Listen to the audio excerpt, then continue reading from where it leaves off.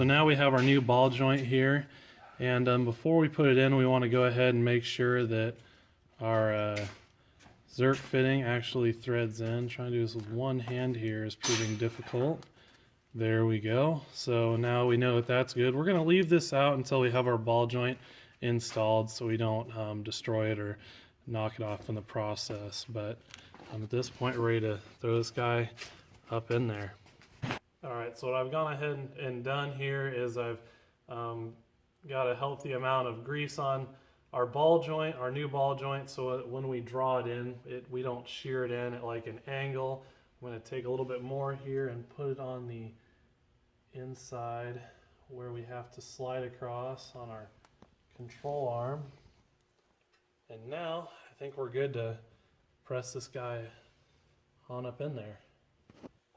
Alright, so now we're getting our new ball joint pressed in, and it took a little finagling here to figure out the best way with our universal tool to do it on this particular unit, but right now we have one of our receiver tubes. I think it's our middle size up here, and we got our same little wafer piece up top that hooks into the top of our tool properly. So this is about as close to true as we can get it. Our bottom piece here is making contact with the bottom of our ball joint, but it's not exactly as good of a scenario as before where we're working straight through the unit. So while you're running it down, what you're going to want to do every once in a while is back it off and make sure everything is pushing through straight, and then just kind of reorientate, because this will want to walk off as you put your wrench on and turn this unit. You know, you're pulling your whole tool off to the side. You know, if you had more of a T-handle set up, it would run straight through. If you kind of think of a tap as a representation, you know, if you slide your tap handle all the way to one side, you know, just your force working through that unit just isn't right, and you're going to have issues. And that's kind of what we're dealing with here. And to account for that, if you just back it off and true everything up every once in a while, it works out okay. So we got our ball joint about half of the way in at this point, and so far it's looking good, but definitely took some figuring out there to get right. Obviously, the farther you go, the more it's just going to want to work straight through the center on its own. And now it's really going nice and easy. Okay. Now, as you see there, we've started to get off center, so we're going to back it off a little bit here and just get everything straight again and keep on going. Alright, so at this point, go until we can't go any farther, and if we look down to inspect, we're pretty well seated there at this point, so just give it a last little turn here.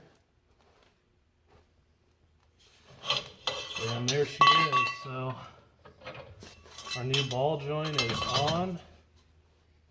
Yep, definitely seated. And you want to check and make sure that it's seated all the way around on the ball joint, which it is. And now we're good to remove our tool, and we're done. We can get this all reassembled. So again, just getting a quick look here of the setup I used to go ahead and press my new ball joint in. So we maintained our position of our wafers as we did on the installation, but instead, again, we had this piece up top on our control arm, and it's not perfectly centered. As you can see, this would have some float around that point, but you just want to keep checking and make sure you're working straight through the unit, so you're not trying to draw it in at an angle and you're deforming your control arm, which a lot of guys do. They just put a couple of wrenches on there and just go for it. And if you get it too bad of an angle, you can even split this. You know, you're going to deform it where it's not going to be right. It's just less than ideal, so it's better off to be patient. And with this particular tool, again, it's not the greatest, these rental tools. It's just kind of what you get. They're so universal. They don't fit everything. They don't fit anything absolutely perfectly. So our bottom piece here, obviously you do not want to push in anywhere on the ball joint where you're going to push into where the grease goes. So with our new ball joint that we put in, this surface area here made contact with the outer casing, which is a lot stronger, obviously, and we were able to draw that in with some patience and minimalistic cussing, even though there was some involved. But now we got our new ball joint in. We're gonna go ahead and just get this guy on out of here. Man, that thing did not get any lighter. And now that that is free, try and guide it on here a little bit. We're gonna just slowly jack up our spring, and hopefully that guides itself right in. And as soon as we see some threads on that guy, get a castle nut on there so feel a little bit safer. I'm just going to use our old castle nut just to do a comparison. Our old castle nut is way more beefy than our new one, so I'm a lot more confident in that, and all our threads are still good. So now we can just get our impact on there and go ahead and run that guy down. Alright, so again, we got our impact on here with our horrific angle on our swivel, and we're on our castle nut, and we're just going to run this guy down on here. Maybe finagle our rubber here as we go, our rubber boot, so it slides down straight.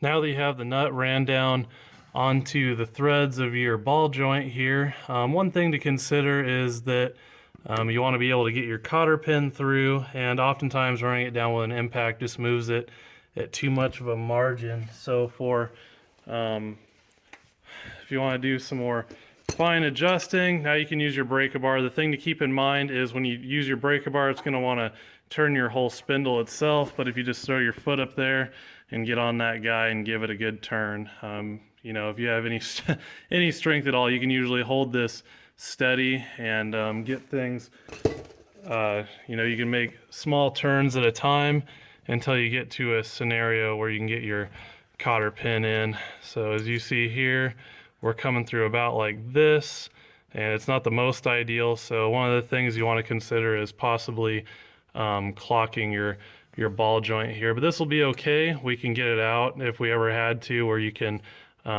pivot your needle nose right off of this area and you'd be fine. So I think we're good on this ball joint, and we're going to run our cotter pin in and get it all set in place.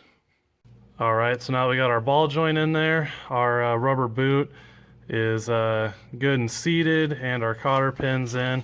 I think we're good with our ball joint now, so that's encouraging.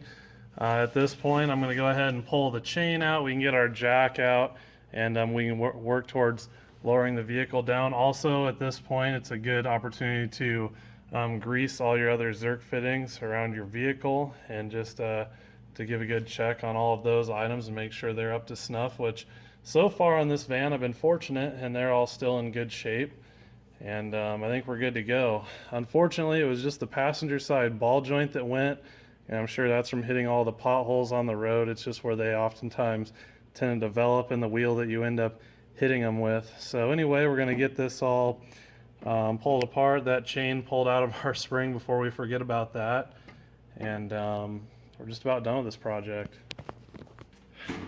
All right, so now I figured I'd treat myself to something on this project. So this van usually ends up hauling a lot of heavy stuff, pulling a trailer behind it with a car on it, just some different stuff there. And going down the road, it can get, you know, pretty interesting. It is kind of just a wallowing whale beast of a vehicle. So I went ahead and opted to buy these. They're about 80 bucks. They have a spring built into them, and supposedly they're supposed to help with towing, but anyway, my old ones were shot as they were, so it made good sense to me to go ahead and upgrade, and heck, why not just throw these on there?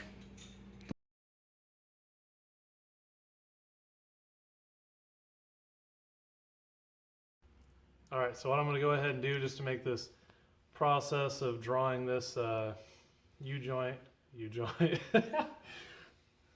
Alright, so what I'm going to go ahead and do here, just to make this process of, what is this thing called? It's a ball joint. Ball joint.